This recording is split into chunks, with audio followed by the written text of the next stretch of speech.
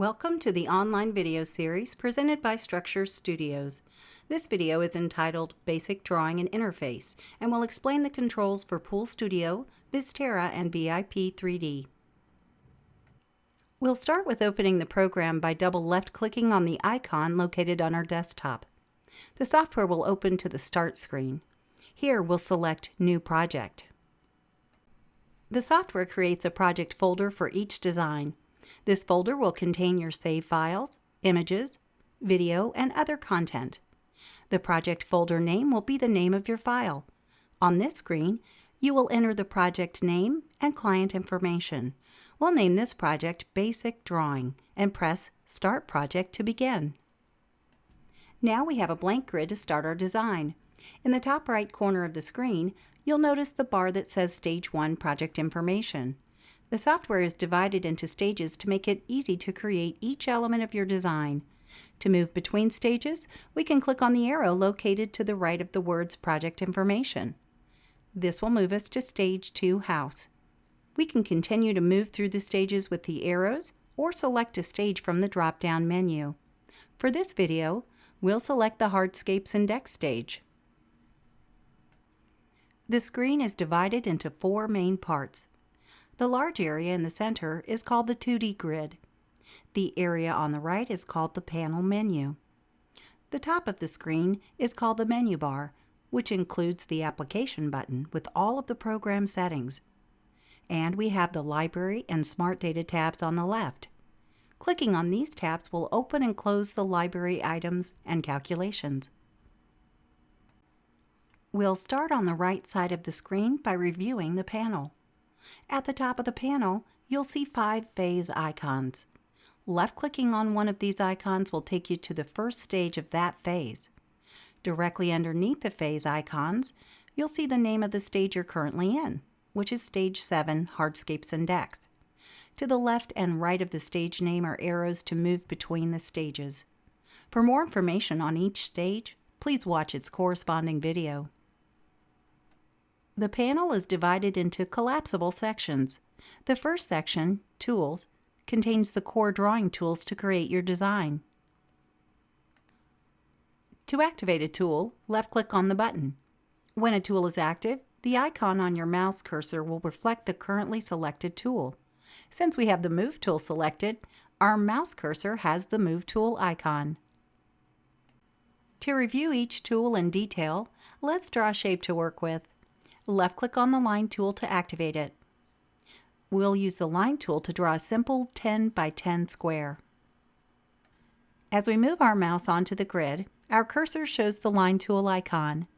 Left-click once on the grid to start our line. Now as we move our mouse, an orange line follows our cursor with a measurement from the point we clicked. This allows us to draw a line of any length in any direction. When we left-click again, it sets our line in place. If our line isn't the right length, we can click the middle scroll wheel to undo the last action. We'll move our mouse to the right until we have the measurement of 10 feet and then left-click to place it. We now have our first 10-foot line segment. Notice a line is following our cursor from the endpoint of our first segment. This is because the software knows we need to complete our shape. A complete shape begins and ends at the same point. Since our shape has a different endpoint, the software knows we haven't finished drawing. We'll draw the second segment just like we drew the first. Move our cursor down 10 feet and left-click. Now we have 2 sides to our square. To finish the shape, move to the left 10 feet and click. Then move our cursor up 10 feet and click on the very first point.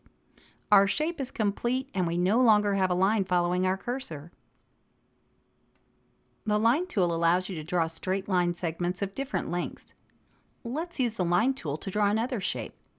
We'll draw a line 5 feet to the right and left-click to create the first segment. Let's type in our distance for the next segment. While our line is active, type 10 on the keyboard. As we move the mouse, a 10-foot line follows our cursor. Move our mouse down and left-click. We can complete the shape by typing or moving the mouse to set the distance. We'll now draw to the left 5 feet. When we complete our 5-foot line, we'll see an orange line appear connecting to the original point. This is the autocomplete target line. It shows us that we're aligned with our original point and allows us to quickly complete the shape.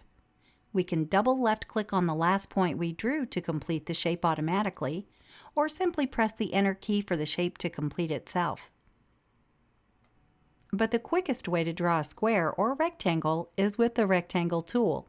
We'll click the Rectangle tool to activate it.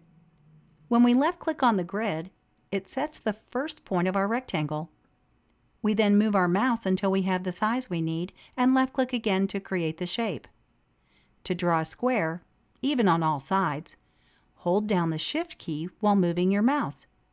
That's it. You now have a perfect square.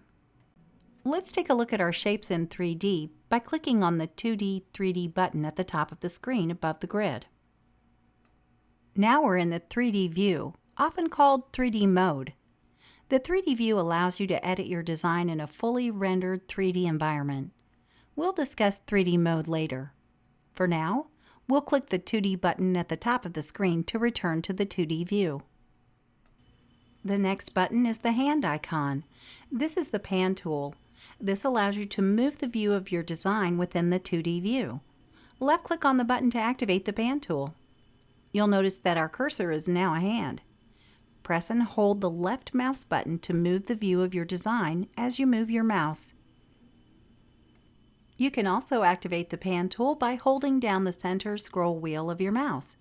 Using the center scroll wheel is the fastest and easiest way to move around the grid. The next button is the magnifying glass. This is the zoom tool. We'll click the button to activate zoom. As we hold down the left mouse button, our view of the grid zooms in and out. As we push the mouse forward, the view zooms in closer, and as we pull it back, the view zooms out. You can also zoom in and out by scrolling the center wheel of your mouse. The next button is 2 squares. This is the Auto Zoom tool. This button will automatically zoom in your view so the selected object fills the screen. If nothing is selected, Auto Zoom will zoom out to show everything in the project. We'll select our square by left-clicking on it and then click the Auto Zoom button. Now the square fills the screen. We can readjust our view by scrolling the mouse wheel and holding the center wheel to pan. The grid menu is the next option.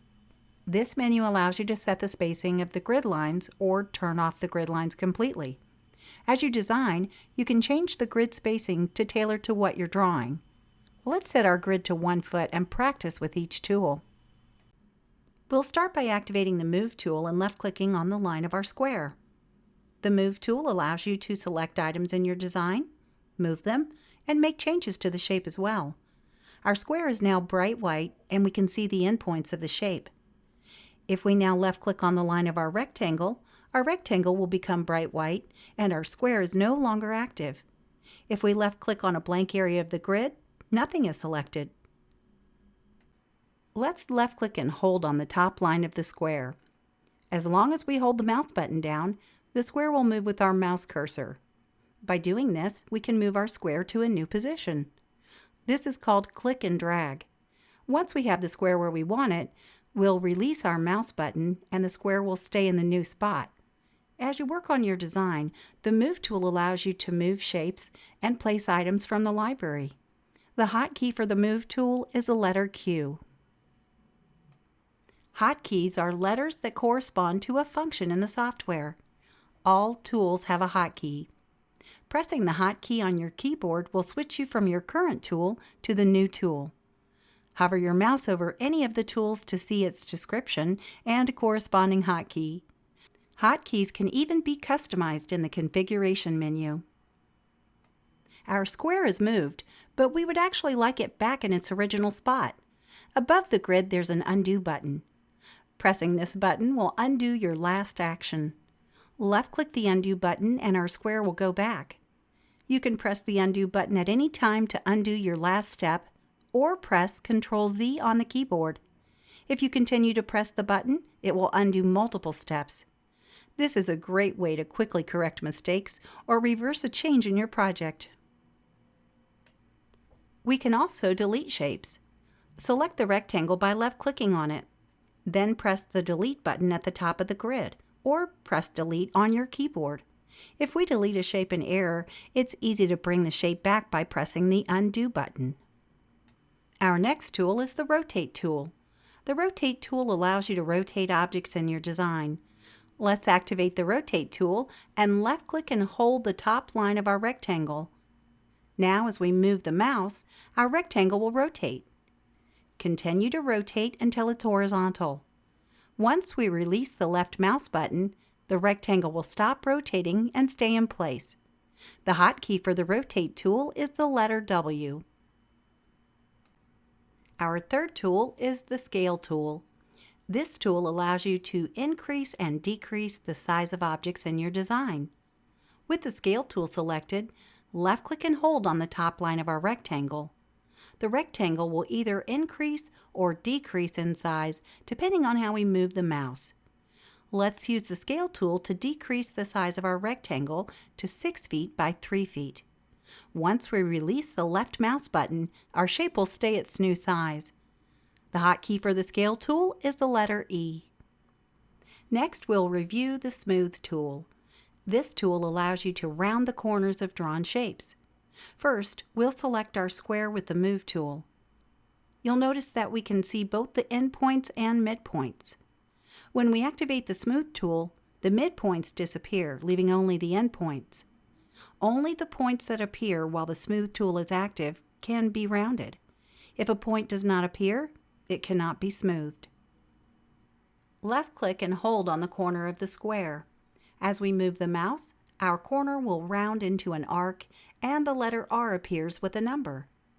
This shows us the radius measurement. Using this measurement, we can move the mouse until we have the radius we need. We'll then round each corner to a radius of 2 feet. The hotkey for the Smooth tool is the letter R. To quickly draw a full arc, we use the Circle tool. Click the Circle tool to activate it. When we left-click on the grid, it sets the first point of the arc. We then move our mouse until we have the radius size we need, and then left-click to create the shape. We can also use the Circle tool to create ovals.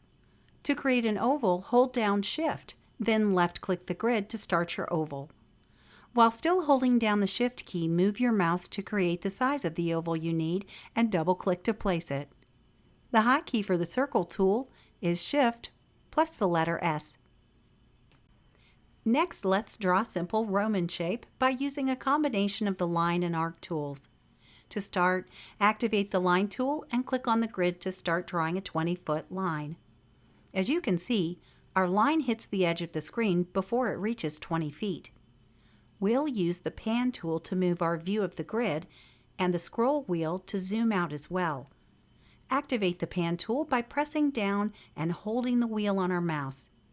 As we move our mouse, our view will pan to the left.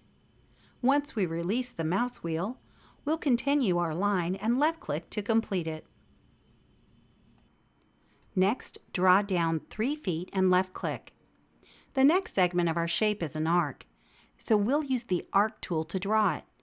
As we move our cursor towards the panel, you'll notice that a line follows it. That's okay. The line is not being drawn, and when we switch tools, it will disappear. The Arc tool allows you to draw arcs by first selecting a radius measurement and then tracing an arc distance. As we move our cursor away from the last point we drew, a line with the radius measurement and a dotted circle appears. Move your cursor until the radius measurement is straight down 3 feet and then left-click.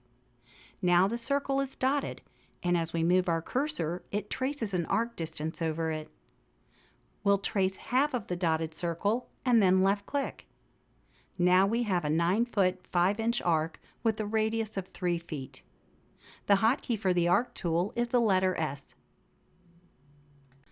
For the next few segments of our shape, we'll use the Line tool. Instead of clicking the button, we can press A on the keyboard to instantly activate the Line tool. Draw down 3 feet and left-click. Then draw to the left 20 feet. Then up 3 feet. Switch back to the arc tool by pressing S on the keyboard. Make a radius of 3 feet up. Trace the arc halfway around and left-click. We'll complete our shape with the line tool by drawing up 3 feet to connect to the first point we created. Our shape is now complete. Under the Stage tab in the panel menu on the right, we can set a height for our shape. We'll set the height to 1 foot. Let's take a look at our shape in 3D by pressing the 3D button at the top of the grid. You can learn how to customize your shapes and create all the elements of your design in our step-by-step video series. So far, we've discussed 8 tools. We'll review the Outline tool, Freehand tool, and Divide tool in the next video, Advanced Drawing and Interface. We encourage you to watch it now. Thanks for watching.